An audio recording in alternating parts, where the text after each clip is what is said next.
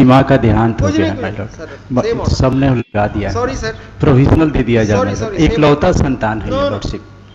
बहुत दिन से जेल में है, चलिए। अच्छा, 4 वर्ष से ज्यादा रह गया है माय लॉर्ड। मिटिगेटिंग फैक्टर है कि Custody ये लोग कितनी है? Only give me to 1 minute your lordship only. अब मेडिकल रिपोर्ट ने वो जो विक्टिम है 17 से 18 बहस वर्ष करिएगा माय रेगुलर बेंच में, ये वेकेशन बेंच है ना, माँ गलत माँ मैसेज का हो दिया, जाएगा। मैंने महापौर का भी दे दिया है, लेकिन मेंशनिंग में महापौर का है माय लॉर्ड, नो नो, इकलौती संतान है लॉर्डशिप। दोस्तों यहाँ पर केस ये है कि जो यहाँ पर वकील साहब हैं वो अपने क्लाइंट के लिए कह रहे हैं कि माँ का देहांत हो गया है और जो बच्चा उनका जेल में बंद है वो उनकी इकलौती संतान है, तो उसको बेल दे दिया जाए। लेकिन यहाँ पर जब जज साहब देखते हैं कि लेकिन जज साहब इनको कोई रिलीफ नहीं देते और बाद में वो जो जेल में है वो उसको बेल नहीं मिल पाती है। उसी से रिलेटेड पटना हाई कोर्ट में ये केस आया है। आपने माय प्रोविजनल बेल के लिखा है? माय लॉर्ड भी देखें, इकलौती संतान है लॉर्ड। देखें इकलौती संतान हम देखते हैं। दरभंगा नगर निगम का आई हैव एक सेकंड रिसीव्ड रुकिए साहब। लॉर्डशिप। वेयर इज योर आईए? आइए तो मेमो ऑफ अपील में ही प्रेयर है लॉर्डशिप। 17 तारीख को देहांत हुआ है, just I have received the कब देहांत हुआ है? 17 तारीख को लॉर्डशिप, नगर निगम का।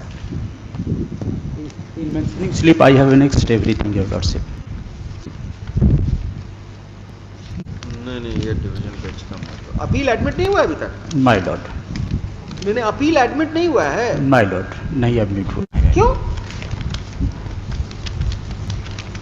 नहीं कर सकेंगे वकील साहब? ये एडमिट भी नहीं हुआ है, छुट्टियों में डिवीजन बेंच एडमिट नहीं कर सकते, केवल हम बेल कर सकते मात्र हैं। वो एक 2 दिन के लिए या 1 सप्ताह के लिए लॉर्डशिप दे दिया जाए, कम से कम हिंदू राइट्स को।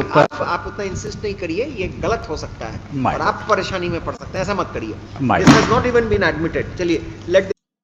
दोस्तों कुछ केसेस में ऐसा प्रावधान है कि जैसे किसी का डेथ हो जाए या फिर किसी की शादी हो, तो कुछ कंडीशन पे कोर्ट बहुत बार प्रावधान ऐसा है कि बेल मिल जाती है, लेकिन उसमें जज साहब वो केस भी देखता है। इंडिविजुअल टू इंडिविजुअल केसेस अलग अलग होते हैं, तो जज साहब के वो समझ पे होता है, उनकी सूझबूझ पे होता है कि वो देते हैं कि नहीं देते। और आप कहते हैं जब आप उनके सामने केस लेके जाएंगे, अब उसकी केस की गंभीरता को देखते हुए ही वो बेल वगैरह देते हैं। The matter be listed Obliged, after yes. Summer vacation or before appropriate bench on so-and-so date.